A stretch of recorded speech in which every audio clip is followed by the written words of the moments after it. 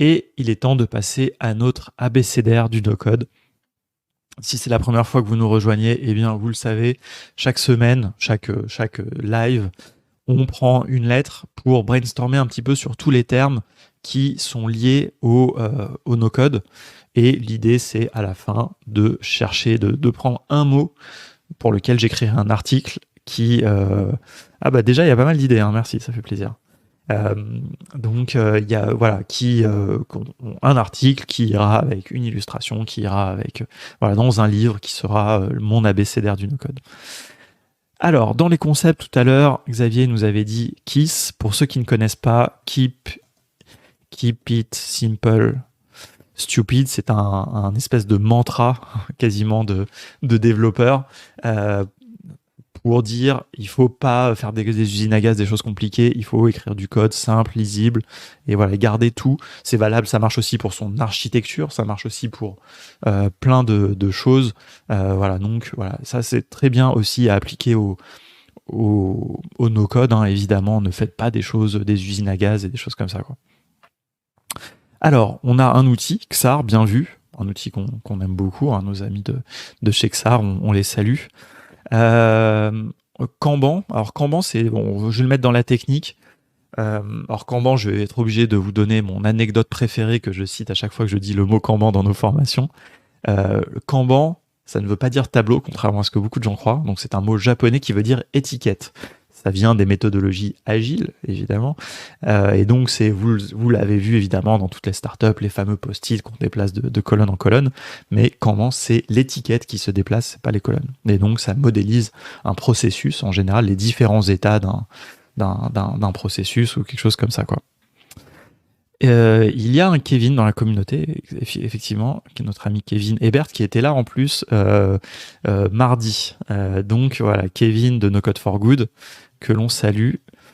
Je crois qu'il y a un Kevin chez WeWeb aussi, si je dis pas de bêtises. Il peut y avoir d'autres Kevin, hein, c'est possible. Il y a aussi Kevin, effectivement, de Digital Village à Marseille. Enfin, de Touche Digital Village d'ailleurs, que l'on salue. Hop. Si vous pensez à d'autres Kevin, il faudrait que je vérifie s'il y a un Kevin chez WeWeb.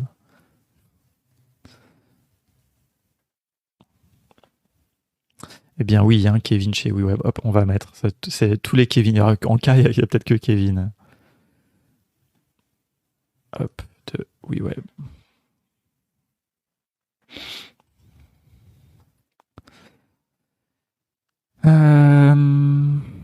Donc voilà, à Go, tu as bien vu, il y en a même 3 au moins.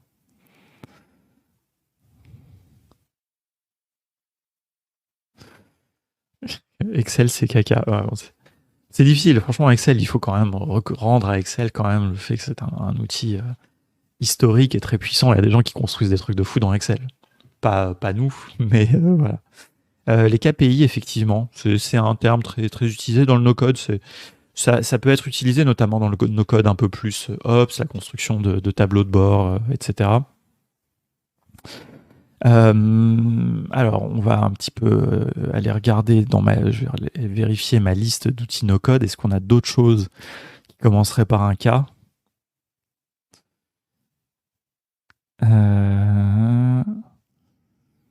Alors, il y a un outil dont on parle jamais dans la communauté, qui est un truc qui est pas dégueulasse, que j'avais vu il y a très longtemps, c'est Knack.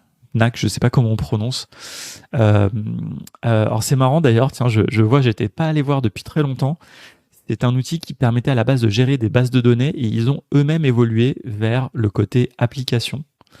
Donc c'est drôle. Comme Airtable, hein, pour ceux qui n'ont pas la ref. Voilà, mais c'est vraiment... Oh là là, ça ressemble vraiment beaucoup à Airtable. Hein. Putain, on est dans de la contrefaçon de qualité.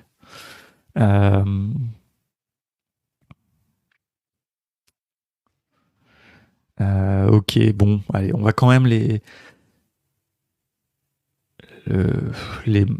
mettre, voilà.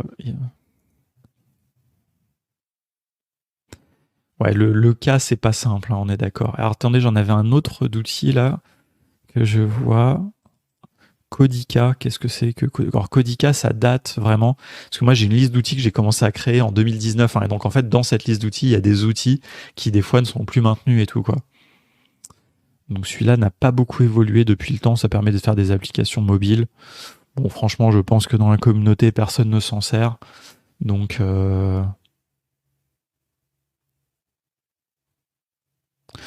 et puis en plus ça ressemble beaucoup pour ceux qui auront la ref, ça ressemble beaucoup je trouve à comment ça s'appelle euh,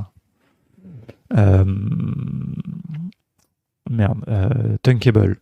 Tunkable, qui est un outil pour le coup, lui, que j'apprécie pas mal, qui est un outil aussi historique, un Tunkable dans le code qui permet de faire des applis mobiles natives et avec un petit peu cette programmation comme ça par bloc. Donc là, bon, ouais, Codica, je pense qu'on va pas le. Je sais pas, est-ce qu'on le met, est-ce qu'on ne met pas Codica? Est-ce que vous en avez déjà entendu parler au moins une fois dans la communauté? Après, bon, si ça existe toujours, attends, on va regarder leur blog pour voir s'il y a un article récent.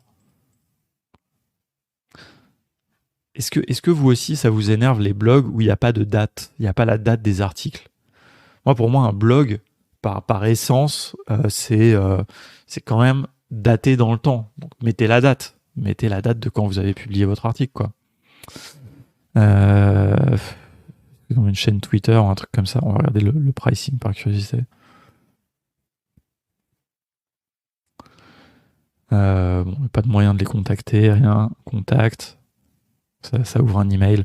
Bon, je pense que ça doit être une petite équipe qui fait ça. Bon, ça veut pas dire d'ailleurs que c'est pas bien que ce soit une petite équipe, mais bon, c'est pas forcément quelque chose qui va être très pérenne dans le temps, quoi.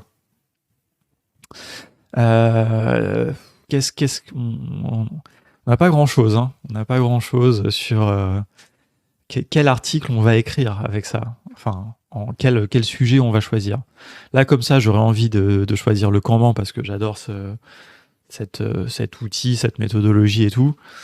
Sinon, je pourrais écrire un article sur les Kevin, peut-être. Ça pourrait être drôle, ça va être un peu conceptuel, le fait qu'il y en ait plusieurs. Je ne sais pas. Y a rien d'autre qui vous vient? C'est vrai que les KPI, c'est pas très sexy hein, comme sujet. Hein, franchement, j'ai pas envie d'écrire un truc là-dessus. Hein, franchement, mais c'est pas bon. Ah bah oui, Creacity, évidemment. Merci Elise, j'ai failli le rater. Bon, on va mettre en tant que personne, évidemment, on mettra Vince à la lettre V, mais Creacity, évidemment, parce qu'en plus c'est son nom de famille quasiment, c'est Vince de Creacity, quoi. Donc, et clairement, évidemment, merci beaucoup Elise. Heureusement, et c'est pour ça hein, qu'on fait ça ensemble, j'ai besoin de votre vigilance pour être sûr de ne rien oublier. Ouais, sinon, je pourrais faire un article sur Kiss hein, aussi. Hein. Franchement, c'est vrai que c'est une bonne idée. Hein. Merci Xavier, j'aurais pas forcément pensé. Mais c'est vrai que moi, j'aime bien l'idée. Déjà, j'aime bien que ça vient du monde du dev, mais que c'est complètement applicable. Ouais, effectivement, voilà, on a dit en même temps, Xavier. Non, mais franchement, c'est un bon concept que plus de gens peut-être devraient appliquer dans le no-code, et ça peut rejoindre un peu des sujets de peut-être aussi un petit peu de frugalité, d'éco-conception. Parce que dans l'éco-conception, il y a un truc que j'aime bien qui est la frugalité fonctionnelle. Attends, je sais même pas écrire frugalité. Donc le fait de pas, c'est pas parce que vous pouvez mettre des fonctions dans votre produit que vous devez le faire, quoi. Il faut aussi des fois faire des choses un peu plus simples, mais plus robustes et puis plus frugales pour ne pas consommer non plus trop de ressources, etc., quoi. Bah voilà, franchement, c'est vrai que c'est une bonne idée. Parce que bon, Kanban, genre, c'est aussi un peu pas refaire l'historique du Kanban, etc. Mais pourquoi pas.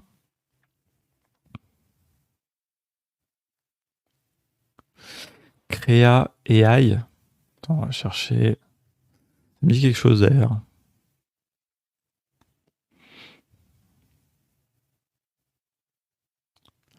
Ah oui, c'est un outil ouais, mais on l'a déjà testé, je crois. Des fois, je commence à oublier des choses, mais je crois qu'on l'a déjà testé parce que cette image me dit quelque chose. et on peut générer des images et on peut les modifier en tapant du texte ou un truc comme ça. Oui, c'est ça, ouais. Exactement. On l'avait déjà testé une fois. Donc voilà, c'était assez cool. Mais bon, là, c'est quand même pas un outil quand même vraiment majeur dans le no-code, donc pas forcément. Bon, je le note quand même. De toute façon, c'est le but, c'est de noter un peu tout ça. Et d'ailleurs, je vais vous montrer un truc. C'était assez rigolo. J'ai testé avec ChatGPT, en fait, de lui donner une phrase. En fait, je lui ai donné. Attendez, où est-ce qu'il est? En fait, j'ai testé de lui donner tous les mots. Merde, je me suis perdu.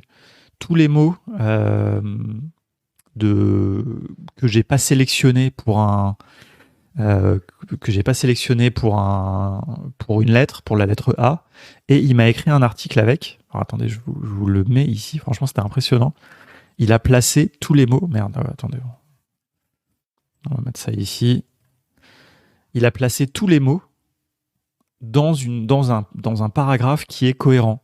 Donc dans le domaine du no-code, l'action est au cœur de la création, permettant aux utilisateurs, renforçant ainsi leur autonomie, les algorithmes deviennent accessibles, démocratisant l'apprentissage, et il a mis en gras en plus et tous les mots.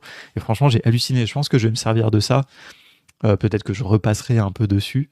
Mais franchement, ça fait un paragraphe qui positionne tous les mots qui n'ont pas été sélectionnés pour une lettre dans un truc cohérent, quoi. Franchement, j'étais choqué. L'abstraction des concepts complexes comme les API ou les arrays simplifie les interactions. Franchement, là je me dis... ça d'ailleurs, ça pourrait être un test. Lui donner une liste de mots et lui dire faire un paragraphe cohérent avec. Ça peut être un test pour tester différents modèles de le LLM pour voir un peu leur réponse. Franchement, je pense que ça peut être hyper intéressant, quoi.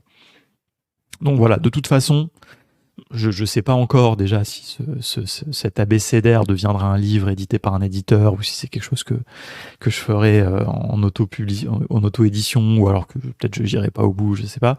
Mais en tout cas, je pense que ça sera assumé qu'il y aura un usage de l'intelligence artificielle dedans pour la conception. J'ai prévu déjà au moins que chaque lettre ait une image qui soit associée à ça, mais enfin une image que je générerai. On va essayer de faire un petit peu d'art numérique, enfin d'art, on va pas aller jusque-là, mais avec de l'IA, et peut-être que sur le texte aussi, notamment ce paragraphe-là, ça peut être sympa, quoi.